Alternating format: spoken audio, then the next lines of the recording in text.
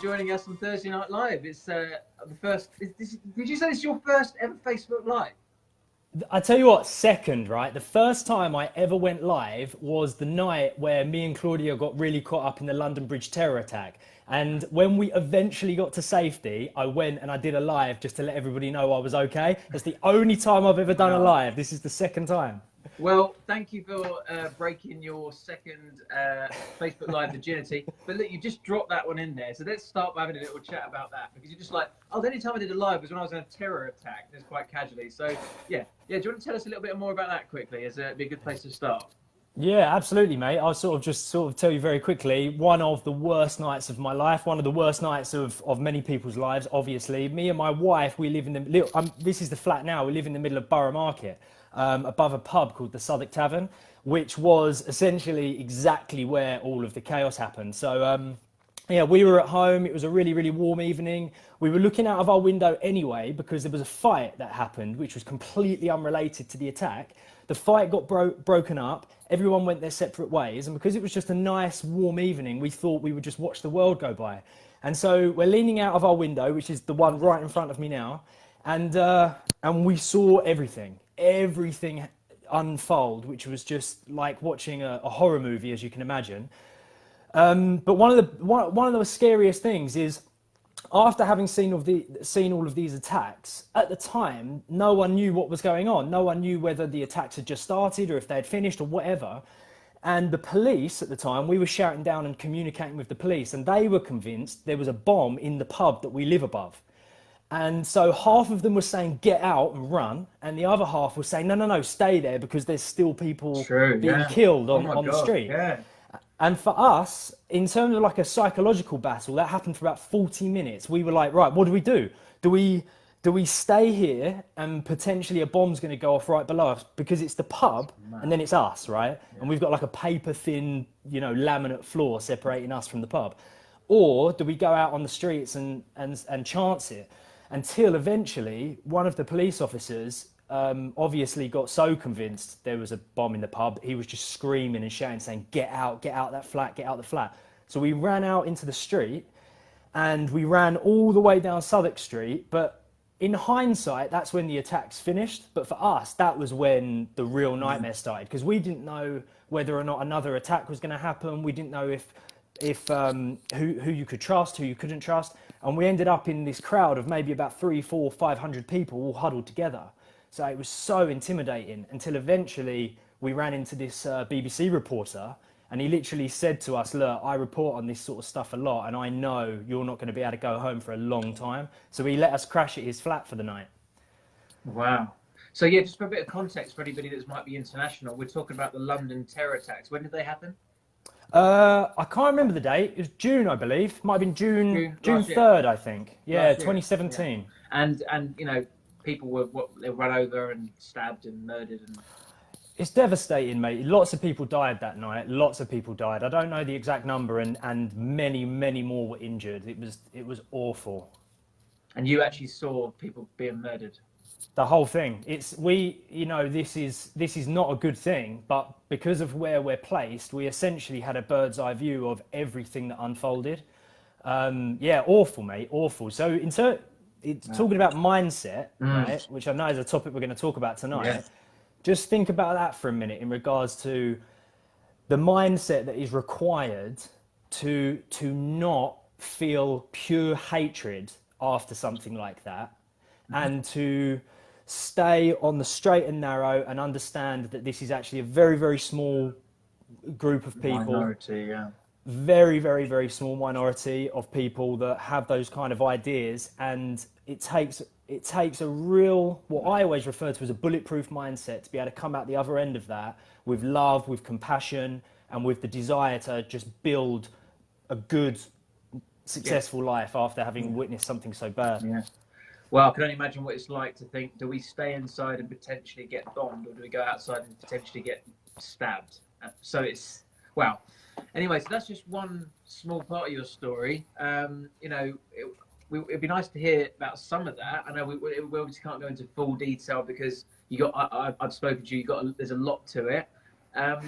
But before we go into the depths of your story, do you want to give us a little bit of an overview of who you are, what you do, and who Liam is today, kind of thing? Good question. Good question. Still figuring that out, as we all are, but I'll give you the rundown of what I do know at the moment. So I'm Liam Collins. I'm a success coach, and I'm also a coach trainer. So I train other people who want to become coaches. I'm the founder, director, owner, whatever you want to call it, of a company called the Aspiration Hub. We do various different things at the Aspiration Hub, but in a nutshell, it's all based around mindset development, specifically for entrepreneurs. Which is why me and you get on so well, Lewis, because we're looking out for the same group of people. And yeah, my mum is an NLP trainer. She's been a coach for the last 18 years. I joke about it saying I'm the only 29-year-old life coach with 20 years experience, because other kids were getting bedtime stories. I was getting Tony Robbins and Paul McKenna. So it's been a big part of my life for a long time.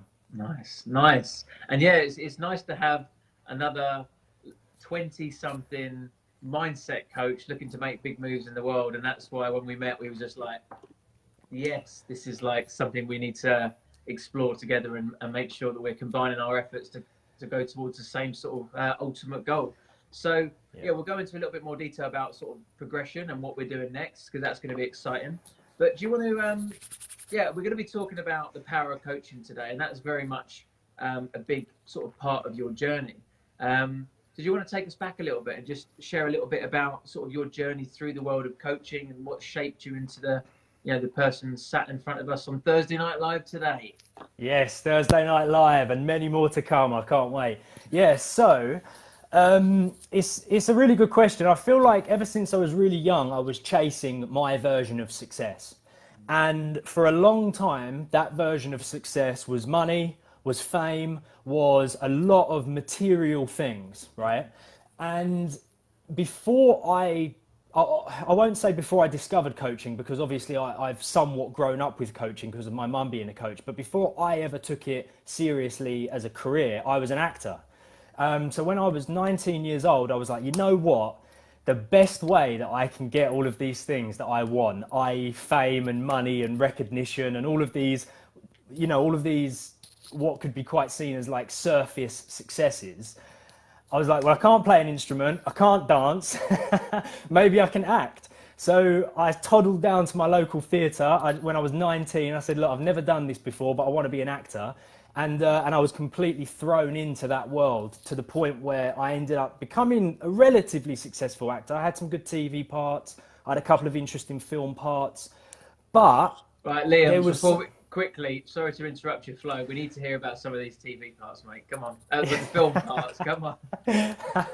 Right, so I tell you, like, everyone, people that know me they'll laugh at this, because this is still my best story, right?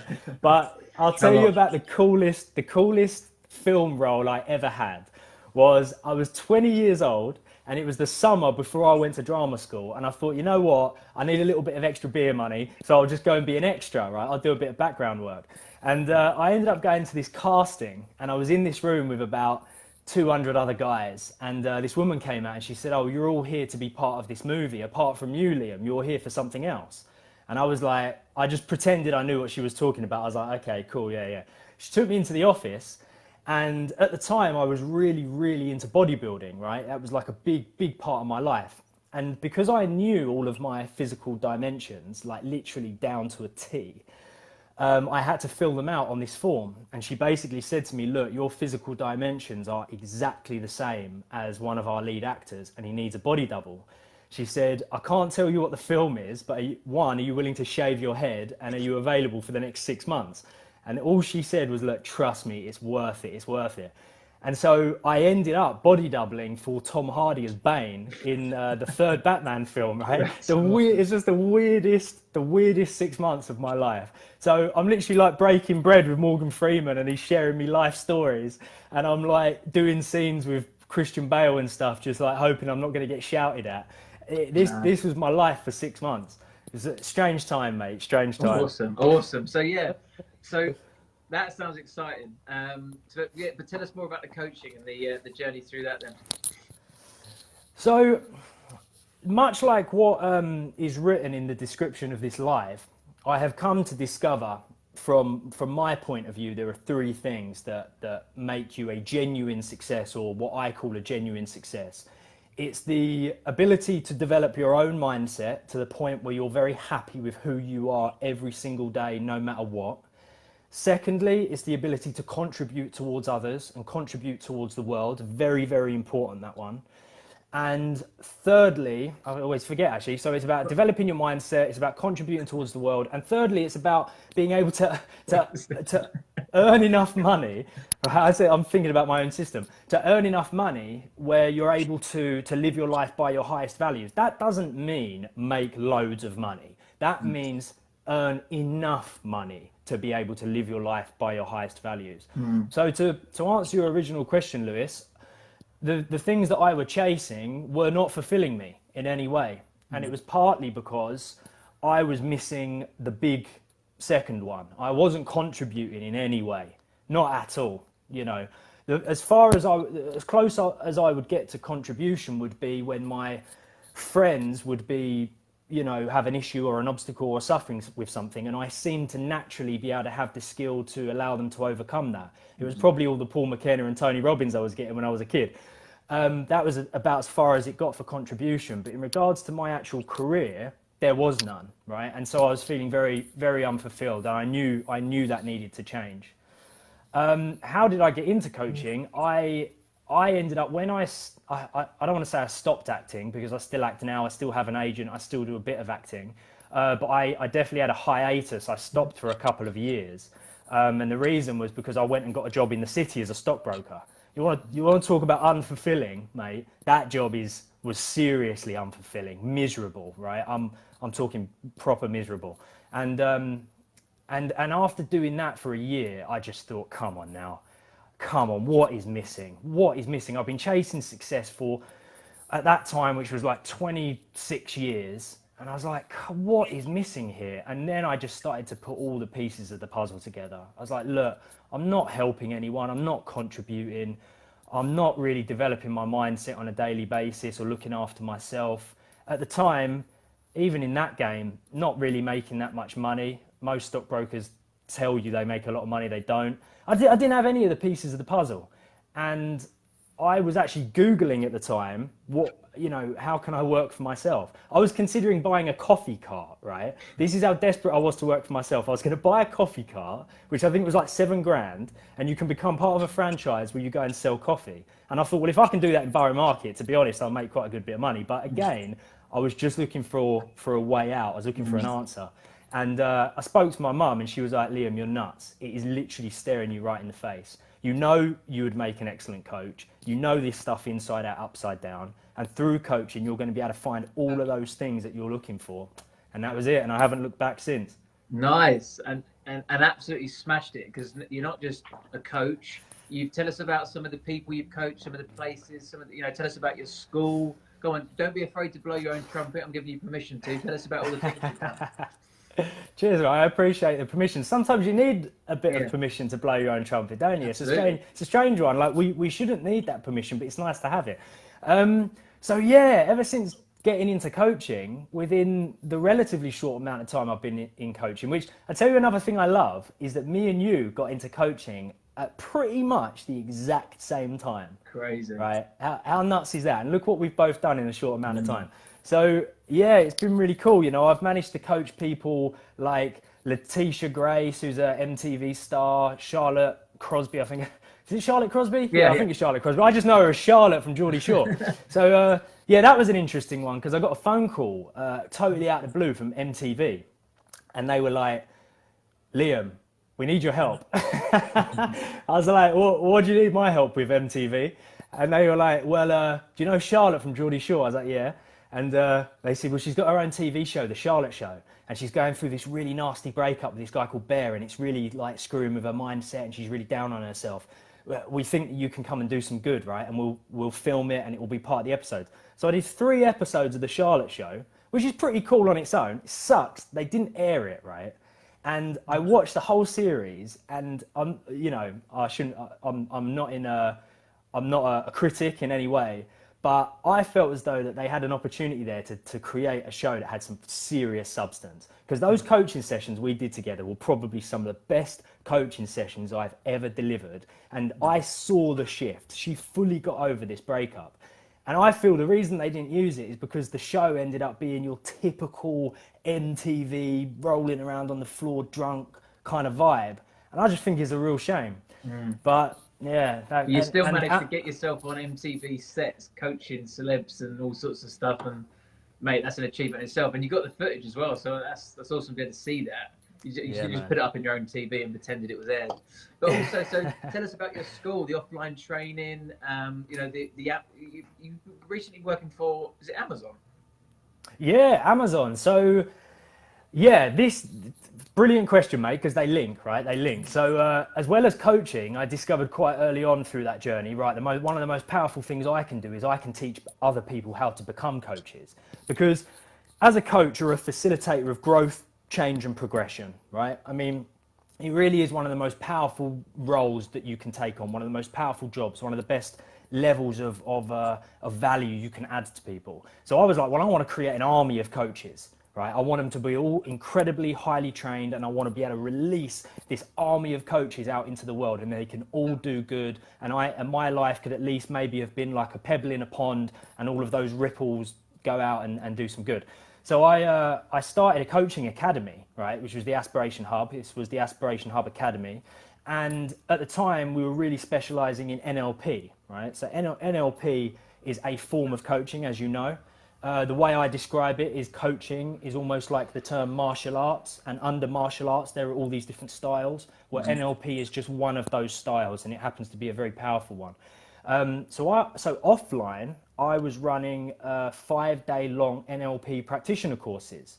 And I was getting my mum in as well. She was doing some of the training because she's like a top level trainer. And we were working together on that venture. Really good, absolutely fantastic to see that level of change and that level of progression that somebody can go through in the space of a week, and then take that talent and be able to help other people overcome their obstacles. It was, so then the reason I said those two link is because in order to get people on my NLP course, I used to run free events. I would basically go and I'd do 2.5 hours of introducing people to what is called the Nlp Communication Model. And there was this lovely woman called Beth, and she attended one of my events, and it just turned out that she worked at Amazon. And then she called me like 6 months after this event she attended and said, look, Liam, Amazon are putting together this thing called Amazon Wellness. And what we want to do is we want to try to roll this out across the country eventually, hopefully across the world. But it all starts with Amazon London, right? It all starts with the headquarters, which are just down the road from you now, Lewis. They're in Shoreditch. Nice. And she was like, look, you were the first person that sprang to mind. I want you to come and talk about NLP and coaching and peak performance coaching, success coach. So I was like delivering this talk to some key people over at Amazon. And I thought, wow, this is genuinely powerful. This is the biggest company in the world. And they want to know what I've got trapped up here. Exactly. Well, talking about stuff you got trapped up there, it's amazing to hear about your journey, but also, the power of coaching. So talk to us a little bit about, you mentioned NLP and coaching. Let's just whatever you want to talk about, but let's just discuss the power of coaching. Let's just speak a little bit about that, because that's the topic of today. Definitely. Yeah, definitely. The power of coaching is beyond anything that I could have ever imagined when I first got into it. And this is coming from someone who was around it for a long time. So like I said before, coaching, as a coach, you are a facilitator of change, growth, and progression. You learn tools, techniques, methods, frameworks, whatever you want to call them. You learn all of these things that allow you to take somebody from where they are to where they want to be. Now, in terms of everyone in this group being entrepreneurs, think of the power of that for a minute, right? Think about how valuable that is to think, if I become a coach and I learn all of these techniques, I have a toolbox that allows me to pretty much take anyone from where they currently are to where they want to be. That's value. That is valuable. People, there's a reason why if you're very good at coaching and you know how to sell it and you know how to develop it and you know the whole package, there's a reason why you can get paid a considerable amount of money for coaching. And it's because people want that type of transformation. Except The reason they haven't yet got it is because of obstacles and barriers and things that are in their way, either externally or internally. And as a coach, you know how to get them over those barriers. It's unbelievably valuable, mate, from a business point of view and a personal point of view. Absolutely. So tell us a little bit about some of the models. We obviously can't go into some detail, but you mentioned NLP, there's models and frameworks. You got a couple of go-to ones you can to give us a little bit of insight? Because obviously, I mean, a lot of people watching this probably are aware of coaching. Maybe there might be some coaches themselves. But some people may be like, hold on a minute. What actually is coaching? How can it take me from where I am to where I want to be? What is that specific vehicle? How is it? Do you ask me questions? Do you give me advice? I mean, can you give us a little bit of insight into some of these frameworks, strategies, and stuff like that? Brilliant question, mate. Yeah, absolutely. And it all depends on the format, right? It all depends on the format. So let's say, for instance, if I was coaching you right here, right now, and what we were limited to was just a live video connection, say whether it was Zoom or Skype, there's going to be a whole bunch of NLP techniques which are not appropriate for that setting, right? The reason it's not appropriate is because you need to be... It's simply because if there's like a drop in connection, it could mess with the energy that's being exchanged between those two people. And that's really important with NLP. However, when it comes to the power of questioning, which is one of the biggest parts of coaching, to know what questions to ask, when to ask them, and so on and so forth, that's when coaching via Skype or Zoom and stuff like that can be so powerful. And that's because as a coach, what you're trying to achieve is you're trying to achieve self-realizations in your client, right? You're not a therapist, you're not a mentor, you're not an advisor, right? We always say in the world of coaching, we're not there to pour in, we're there to extract out, right? i.e., I'm not there to give you the answers and tell you what to do. What I'm there for is to ask the right questions, to go through the appropriate frameworks and methods for you to be able to have those aha moments, those moments of, yes, that's what I was supposed to be doing this whole time. Oh, I was supposed to talk to that person, or I'm supposed to do this. The reason that's so powerful is because when your client comes to that realization themselves, they have ownership over that idea and they're much more likely to actually take action on that idea. Whereas if I was to just tell my client what to do, there's no ownership. So to answer your original question, there's one framework which I absolutely love, right? And it's called Oscar, right? Oscar is really powerful. You can take anybody through Oscar, even if you're just having a drink down the pub or you're with someone having a coffee in a coffee shop or whatever, right? You can be going through Oscar in your head, but they don't realize it. They just think you're having a powerful conversation. Oscar stands for objective, i.e. what is it that person actually wants? Scale, where you ask them, okay, in relation to what you want, if you were to scale it from 0 to 10, 0 being as far away as you can possibly get, 10 you've already got it, where are you? So you start to get a bit of a gauge of how much progress they've made. C, capabilities. So then you can say to them, all right, well, you know what you want. You know how, this is a very simplified version, obviously. You know what you want, you know how far you already to get in it, but you also understand what's missing, like the gap between where you are and what you want. What capabilities do you need to get there? You know, this is the most important question. What qualifications do you need? What skills do you need? Who do you need to talk to? The C in Oscar is all about resources. So what you're then doing is you're then affecting their mind simply by questioning. You're affecting their mind to get them out of a problem mindset to a solution mindset. You're actually getting them to think of the answers. They're coming up with the answers, right? So O, S, C. Then A is you affirm to them, like they're going to say, right, well, actually, when you scale, they're going to say the numbers maybe a 5, right? So you need to affirm that they have already made progress. They've gone from 0 to 5 completely by themselves. That's worth celebrating that and recognizing what personality traits do they have, what attributes do they have that have allowed them to come so far. Celebrate that, recognize it. There's a second A, which is action. You know, after having done C, they know what needs to be done. They've told you what needs to be done. So then action is all about what you actually going to do. And then R, you can then review the progress, right? So if you think, you just take people through that one Oscar method, you want to call that a framework, a method, a model, whatever you want to call it, they've gone from just sitting on a problem to now all of a sudden actually recognizing how close they are. They recognize what they want, how close they are to getting it, and what needs to be done to then fully get it, and what action needs to be taken in order to actually, you know, be there. Love it. Absolutely love it. So what sort of results do people typically get with coaching? Because that's what we're discussing today, the power of coaching.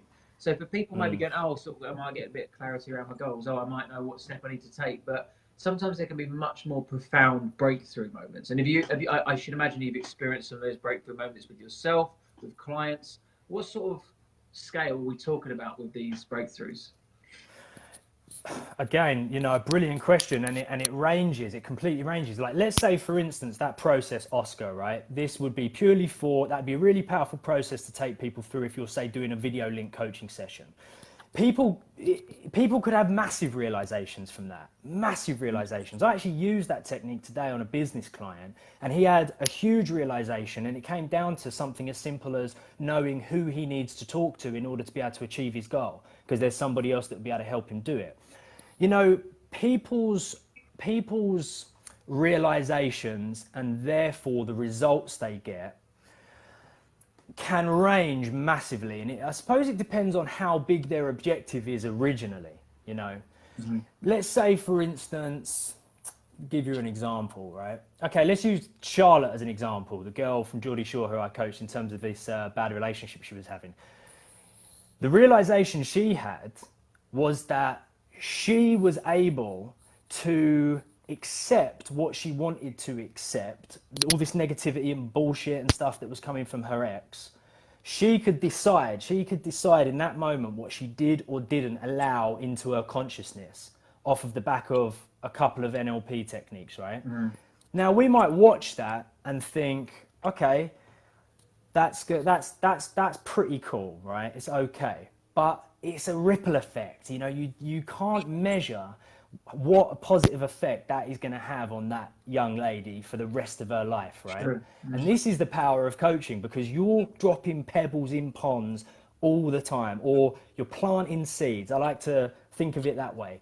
You're planting seeds. So it's difficult to measure exactly how powerful this stuff is, because through a coaching session, you might allow someone to have one of those aha moments via a seed that you've planted in there. And then they really feel the massive effects of that in 2 years' time.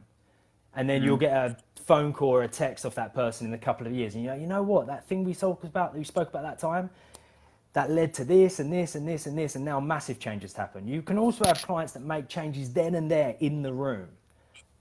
It's difficult to measure, but it's palpable. I guess because what you're saying is sometimes it's not all about looking at that sort of tangible result. It's more about that internal sort of shift that they have that's going to allow them to live a better way of life or feel a little bit freer within their mind.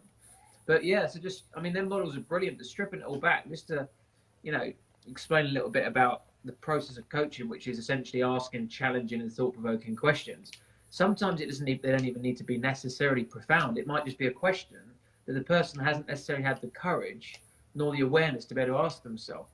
I mean, we're very used to thinking in the same way all the time, going around in the same circles, going through the path of least resistance, and just doing things and thinking things just because it's how it's always done and thought. However, it can be very, very simple, such as, oh, I could never start a business. Yeah, that's the story. I could never start a business, and it just stays there. And what about if someone says, why not? That is literally a coaching question that doesn't have to be profound, doesn't have to be a structure, but just why not? And they go, well, I don't know really. Exactly, and it's a brilliant point as well. And in the world of NLP, we focus heavily on language, right? We have what we call meta language and Milton language, right? And if anyone wants to know more about that, shoot me a message and we'll talk about it. But exactly like what you just said, a powerful example of that would be to challenge the universal term that the person used, right, in that sentence. So you have a client sitting in front of you and they say, I could never start a business. You can challenge that by responding with one word, never. And then it allows them to think, oh, well, maybe I could start a business, but I wouldn't be able to do it for this, this, and this. You're breaking down generalizations because people have so many of those, right? And as when you become a coach, you start to pick up on people's language in that way. And that little things like that, mate, can just be so powerful, because what you're doing through that one word is you're opening up a little door in that you're planting a seed. Like I said earlier, you're planting one little seed in their mind that wasn't there previously, that then all of a sudden grows into this possibility. Well, not never. Maybe I could in this situation or that situation. It's like, right, okay, now we're getting somewhere. And just like allowing people to understand sort of what they really want from life. I mean, no, people are not likely to ask themselves these questions because they're fearful of the answer. They're fearful of all the journey that comes with it and all the potential setbacks and failure and hard work. So they don't want to go to those places. But asking them someone what they really want can uncover, it's a progressive thing, isn't it? A question leads to a question, which leads to an answer, which leads to another question. And before you know it, you're jumping down this rabbit hole. And when you started off just asking someone, what do you want? You end up realizing that it's not the very things you're doing. And then you start to challenge that. And before you know it, you can start to find the things that you need to remove, work out steps to move forward. Like you said, the capabilities, the resources, things you need available to you to be able to move in the direction of where you want to be. And before you know it, just from a couple of questions, you've worked out what you don't want, what you want, what you need to do to get there, and what the next steps are. And if you can do that within a quick couple of successions, you've literally changed your fucking life in a conversation. Exactly, mate. Powerful. So that's seriously powerful. So for all the entrepreneurs watching this, think about that from a business point of view, right? Like Paul McKenna says in his book, I Can Make You Rich, the more value you add to people's lives, the more money you're going to make. And that is absolutely true. That's crazy. I said, what did I say? I literally said, did you see the status that I wrote today? Yes, I did, right? And it's absolutely spot on. If you're trying to make money, focus on making yourself valuable to others and you'll attract the money instead. 100%, mate. If you can become valuable to other people, money is a byproduct, right? It just happens. Now, think about that from an entrepreneurial point of view, how powerful, how valuable that is. To be able to help somebody achieve a desire that they have, that they more than likely have had for many, many years, and they have had obstacles and barriers and all these sorts of things that have stopped them from getting it. And within the space of a handful of conversations, you can get them to that point. Is that worth paying for or not? Absolutely, yeah. Unbelievable. Even just knowing one little more thing about yourself or what you want or what's holding you back is invaluable, because like you say, it's progressive and you're planting those seeds. It might be that 2 weeks down the line they go, shit, and it all clicks into place. And you can't, like you say, you can't put, financial value on those sorts of things. They are completely invaluable in your life. So awesome. So we've had a request for you to do some training on the meta and what was it, the Nlp techniques again? The Milton model and the meta model. Right. Okay. Cool. We'll have to learn about those. So yeah. So cool, mate. Do you want to quickly explain us a little bit about Nlp and how it works and the difference between that and coaching? That might be quite interesting for people. Yeah, I mean, it's like I said before. Oh, also, I just want to jump on a point that you said a minute ago in regards to just asking people what they want, right? Because that should not ever be underestimated. That genuinely is so powerful for various reasons. Because people, not you, Lewis, because you are a coach, you understand this, but so many people would be so surprised that the struggle that people have to answer that question. Oh, yeah. You would think that everybody actually knows what they want because it's what they want, but it's almost like everybody has needed to be so apologetic about what they actually want throughout their whole lives that when you open up the floor and you give somebody permission to talk very, very frankly and openly about what they want, a lot of people don't know. And I tell you what happens 9 times out of 10 is everyone will be able to tell you what they don't want. Now, in the world of NLP, that's what we call an away from instead of a toward, right?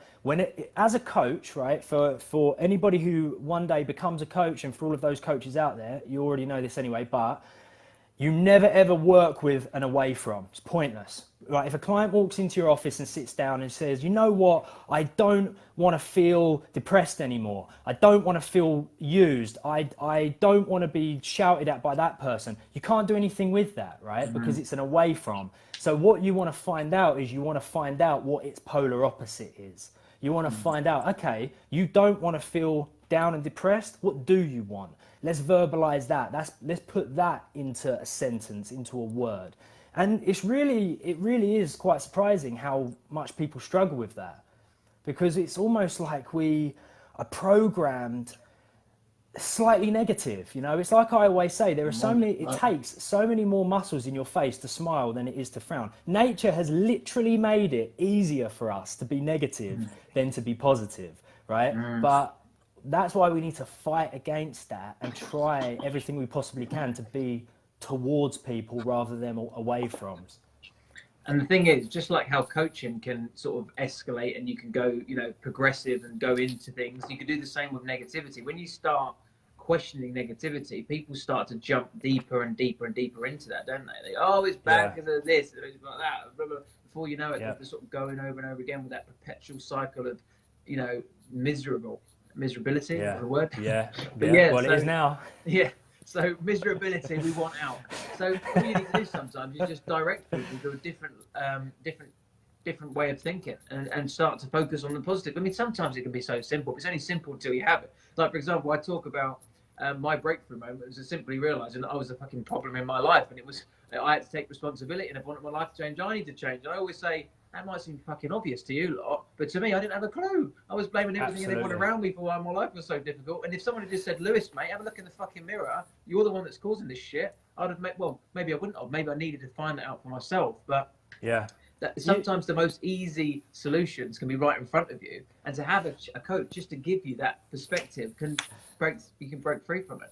Bro, you just hit on the big word there, right? Perspective. That is the big word. And that is such a gorgeous example of the power of coaching, right? Because we cannot see our own blind spots. No. We can't see them, right? Your coach is there as a facilitator of change, growth, and progression. Your coach is there to help shine a light on those things that need a light shined on them, right? The key point with that is they're always there. They weren't ever there. The solution that you needed back then existed. It always existed, but there was not a light being shined upon it. And instead, the light was being shined upon that area of your life that said that you were a letdown and a failure and you were stupid and all of these bullshit things that weren't true, right? There was a big studio-esque spotlight shining down on that crap. Whilst behind you, sitting in the shadows, were all of the reasons why you were great and why you were powerful and why you could make a big change in this world. A shift of perspective is like shifting that spotlight off of the bullshit and onto the good stuff. Now, a coach can help you do that rapid fast. Absolutely. And it's crazy. When a shift of perspective is like a change in the world. Because it's like, it's a whole different, you know, if I think about my life before to where it is now, I'm in a different world. I see things differently. Everything else, you know, I was convinced, you know what, I was actually convinced that everybody took drugs. I actually was convinced of that. And it was because I was surrounding myself with those people and I was rejecting everything that wasn't because it contradicted my belief system. And I was living in this world that confirmed the things that I wanted to believe. We're sort of going down into a little bit of another conversation, but it's weird how now the whole world's different just because I've changed the way I see it.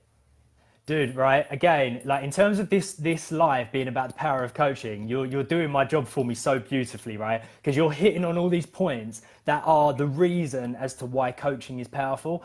You just said, I love what you just said, that when you have a shift in perspective, it's like you change the world.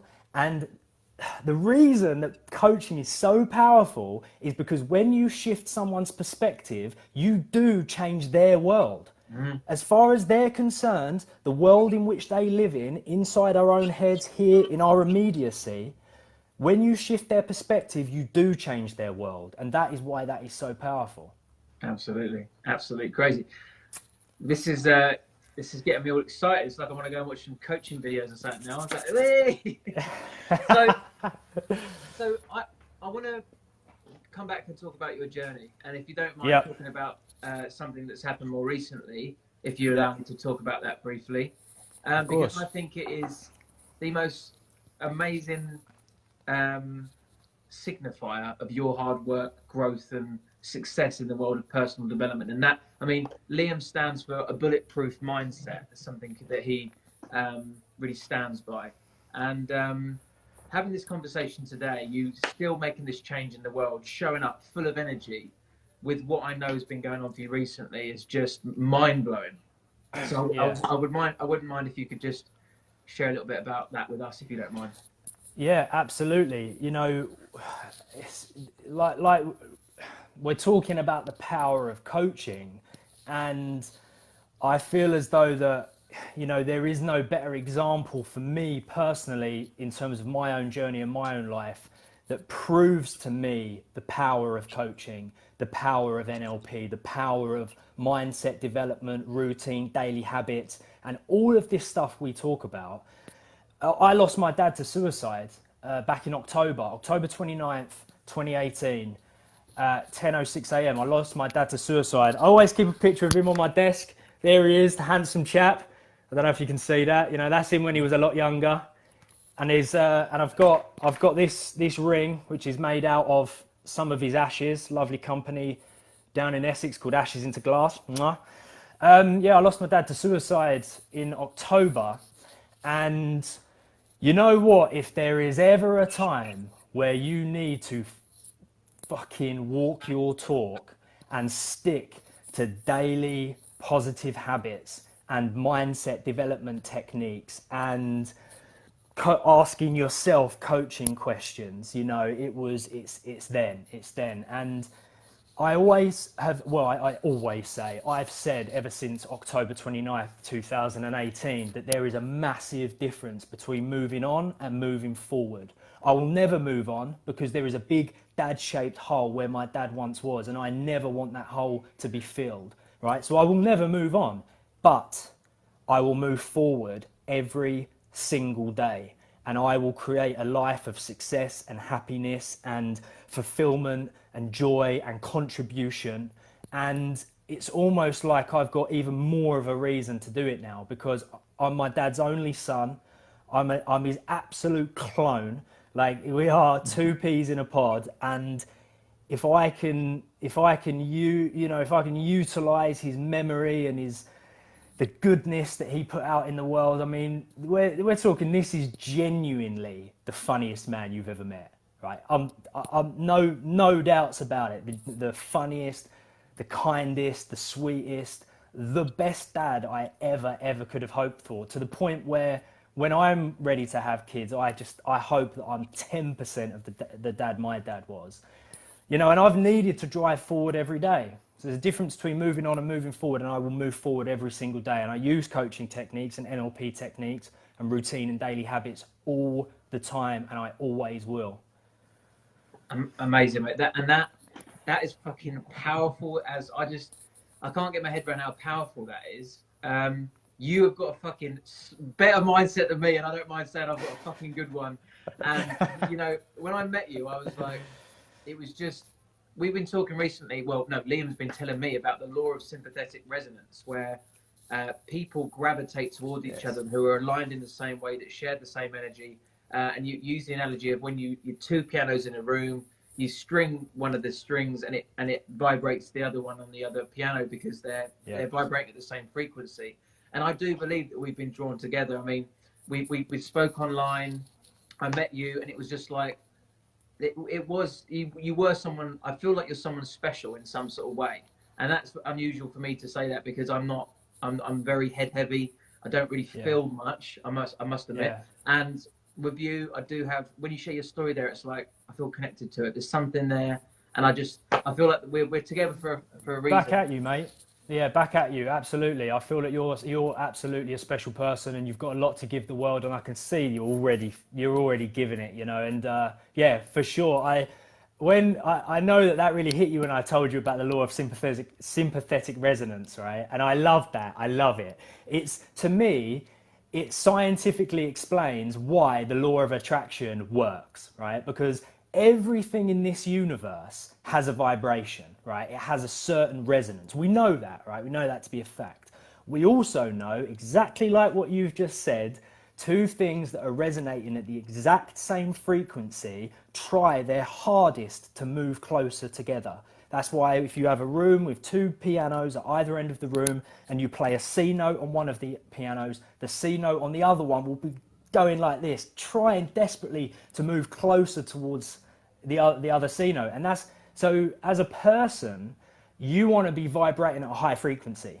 And high frequency vibrations is contribution, joy, forgiveness, you know, all of these incredibly positive and structured things, which previously some people would have seen as just like namby-pamby, positive thinking and all this stuff. But you combine that with a bit of action, then all of a sudden you're literally gonna draw in all of these other high vibrating, high resonance things.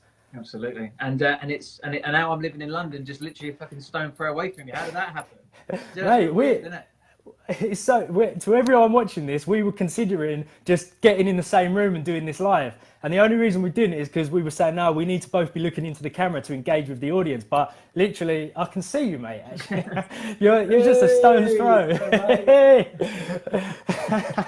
I love it, man. I love that you're living in London now. I love that we're down the road. We're going to change the world. Yeah, absolutely.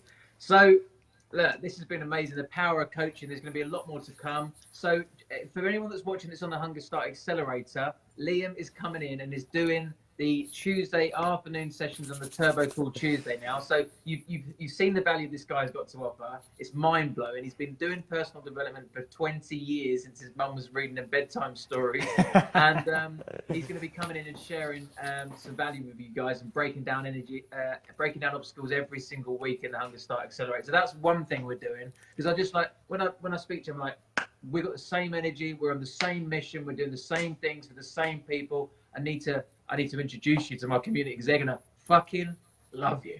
Let's talk about bigger things, changing the world. So with me specifically, just to set the scene, I mentioned this at the event, but so just to set the scene, right?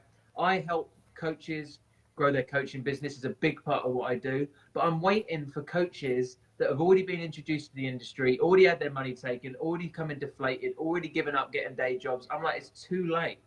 I want to create coaches. That's what I want to do. And you're already on that mission.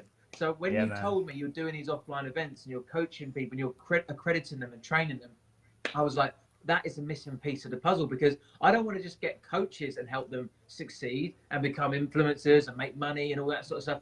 I want to get people, everyday people that have got this adversity that they've experienced that they want to turn into an asset, or they've got these skills and talents and experiences they want to share with other people. And I want to turn those people into people that make changes in the world. Because imagine if we started taking an individual person and one by one turning them into people that are going to fucking change the world. You know this ripple effect? It's not going to be ripples. It's going to be fucking splashing. Yeah? Things are going to massively change. And we're going to hit this one person at a time. So when I see you doing this offline, I was like, let's bring this online. So Liam and I, for anybody that doesn't know, are doing an online 3-month coaching, training and accreditation program. This isn't just a certificate that you're going to get that we're going to print off. We have literally been going through all the trials and tribulations and tests to become senior coaching trainers ourselves individually, as well as accrediting the course. And we have to have over 750 hours experience. We've got to do a test. We've got to do essays. We've got to do all sorts of stuff. And it's going through the process now. It's literally about to drop to the point where we will be able to say, if you do our course, you will be a legally qualified and accredited coach.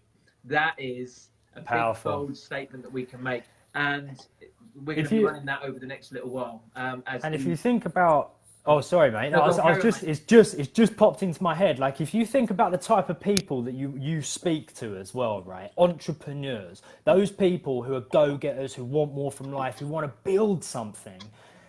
I've come to realize ever since meeting you that I can't think of a better type of person to become a coach, because an entrepreneur already has a very particular type of mindset. It's a growth mindset, right? Entrepreneurs have growth mindsets, even if they don't realize it. Now, having a growth mindset is you've already done most of the hard work at that stage. To then become a coach, all you've got to do is extract what's already in here via the techniques, the methods, the frameworks, the questioning that we're going to teach you, and you transform lives. Hence why you're going to become a transformational coach. Transforming lives from a business point of view is massively valuable. From a fulfillment point of view, will have you laying on your deathbed one day, many, many years thinking, yes, I did it. That's exactly how I wanted to do it. And this is the thing, right? You mentioned, that's a great point. Like, entrepreneurs, they've gone through a lot of struggle. They've pushed past fear. They've built confidence. They've read books, gone to seminars, hired coaches.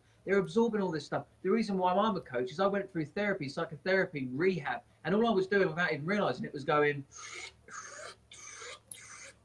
not just mine, but everyone around me, everyone you ever spoke to, everyone you ever helped, coached, or just been there for. You've absorbed all their experiences, and people devalue what they know. The thing is, right? People will pay for solutions. People are desperate to get where they need to be, and they're looking for results. And there's things locked up in people's brains that they don't realize are the very thing that's going to take these other people where they need to be. But because they know it, they devalue it. They just think it's normal when everyone else does it.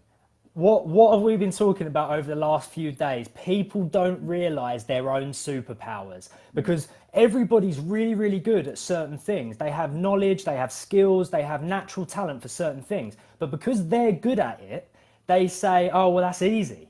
And then that's how they start to devalue it. But you've got to realize that those things are your superpowers. Those are the things that you can package up and use to help people change their lives and create good in the world. And that's a business that gives you fulfillment.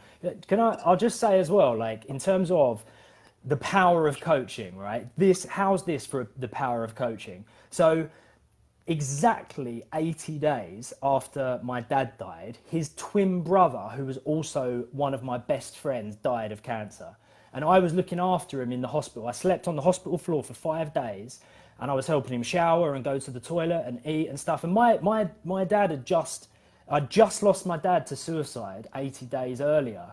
And his twin brother desperately needed me at the time. And I was there for him as much as I possibly could, to the point where I was then with him the moment he died and took his last breath. I'm very honored, very, very honored that he asked me to sleep at the hospital with him.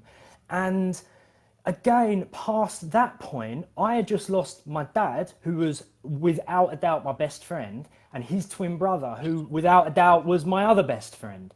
Again, coaching is growth, progression, mindset, development, all of these things that allow you to move in that direction and just keep moving upwards, right? That's the power of coaching. I think if I didn't have the power of coaching, I would have crumbled, I think, mate. I just would have crumbled over that 80 day period. Absolutely. And it's crazy because, like you said, you are still going up. And what I was talking about in my talk the other day, for anyone was there, was the last stage of those 7 stages of hunger is push. And if you can continue pushing, because you're like, this is not just like you're managing to cope with a massive tragedy in your life. You're actually thriving through it. Like, you're developing more businesses, you're helping more people. You just bought a £500,000 penthouse as well, but yeah. 529,000. So you just bought a bloody £500,000 penthouse. You start a new business. You're helping more people. You're pushing forward through probably the most difficult thing anybody could ever experience. If that doesn't say a thing about the power of coaching, personal development, and everything else that comes with it, then I don't know what does. Because if you can just tackle anything that life puts your way, then what is ever going to fucking stop you? 100%, mate. I couldn't have said it better myself. If that doesn't scream about the power of coaching, the power of, whatever you want to call it, personal development, self-development, professional development.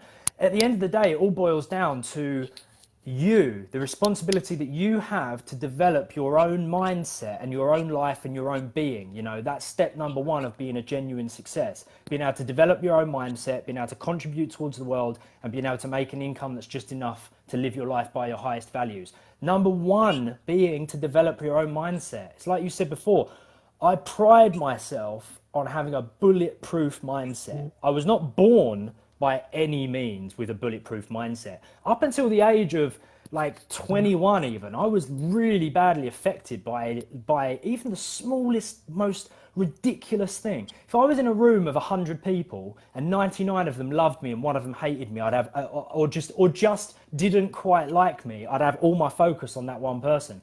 That seems so ridiculous to me now, but what that says is that represents a weak mindset, right? And a weak like being, and weak in the sense of just untrained, unvarnished, just very, very, very flimsy.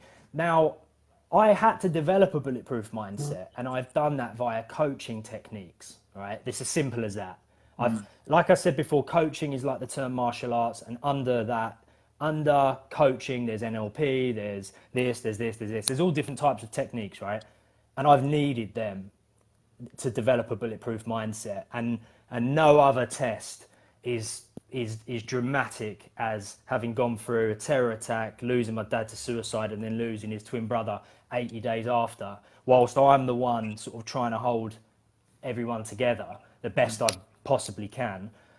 And I wouldn't be able to do any of that stuff if I couldn't hold myself together to an expert standard, and that comes from coaching. Absolutely, my friend.